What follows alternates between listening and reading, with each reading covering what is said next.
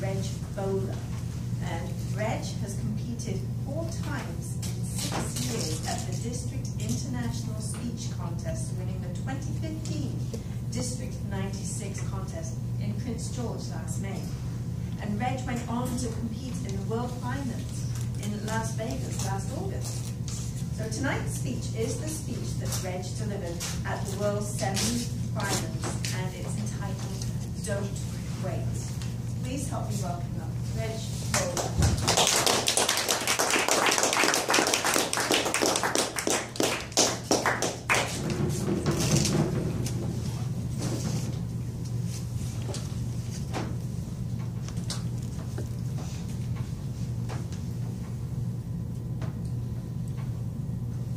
Come back in time with me to the year 1965. All the birds were chirping, the bright yellow daffodils were blooming, and there was no traffic on the roads of my hometown early that Sunday morning. Next door, Bonnie and Jim Klein, our newlywed neighbors, were sound asleep in the upstairs bedroom. Ding dong. The sound of their doorbell shattered the silence. Jim struggled with his robe as he hobbled down the stairs.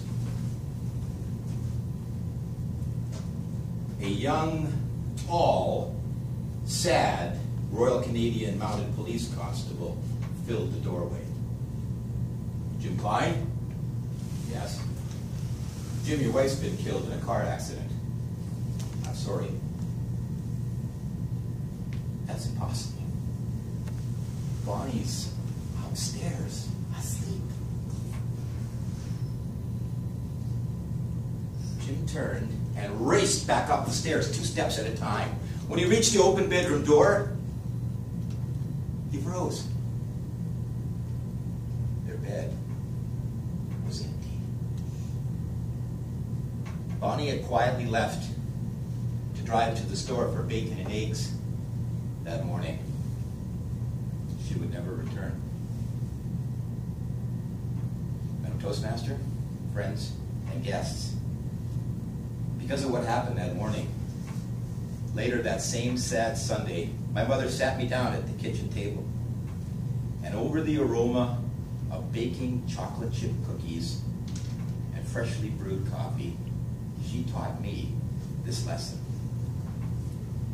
Don't wait to say, I love you, because you don't know how long you're here.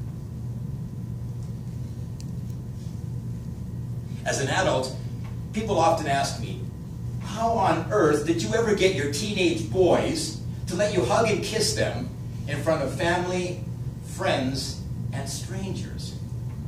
Years before, I was invited to a house party by a colleague. Something happened at that party I had never seen before. In fact, something happened at that party I would never forget for the rest of my life. It was well past midnight when George's teenage son entered the room.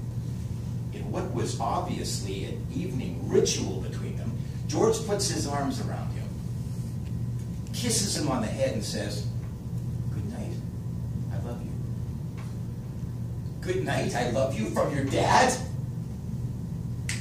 Instantly I realized what I had been missing all my life.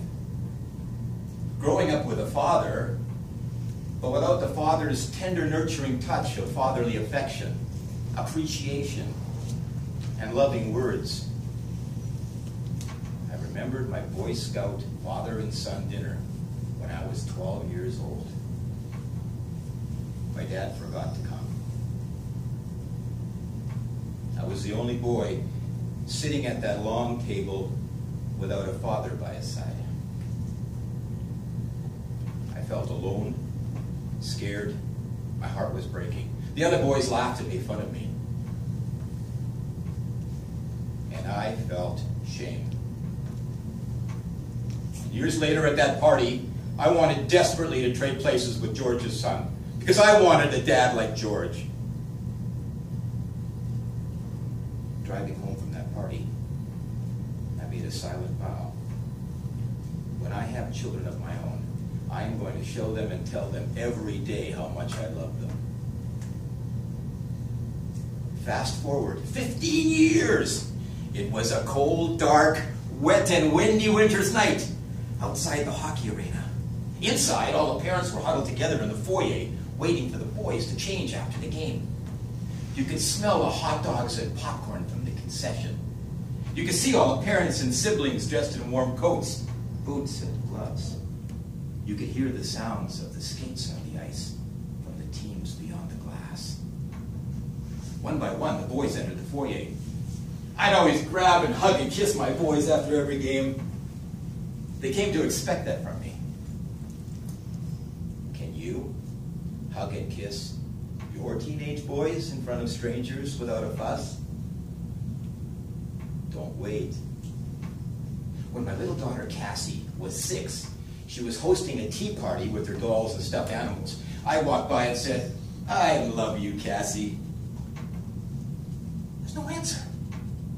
Later I went by again. "I love you, Cassie."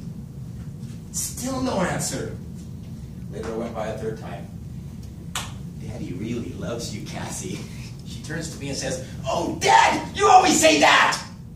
Yes, she knows. Don't wait. I've got a $100 bill in my pocket that I'll give to the first person who comes up to me after my speech tonight and shows me a contract you have with life that guarantees you'll be alive tonight at midnight. You haven't got it. You haven't got it. Is there someone in your world that needs to be reminded how much you love them? Or a broken relationship begging to be restored? Don't wait for tomorrow, because tomorrow may never be there. And that is especially true of human relationships. The time to send flowers is now. The time to write the card is now.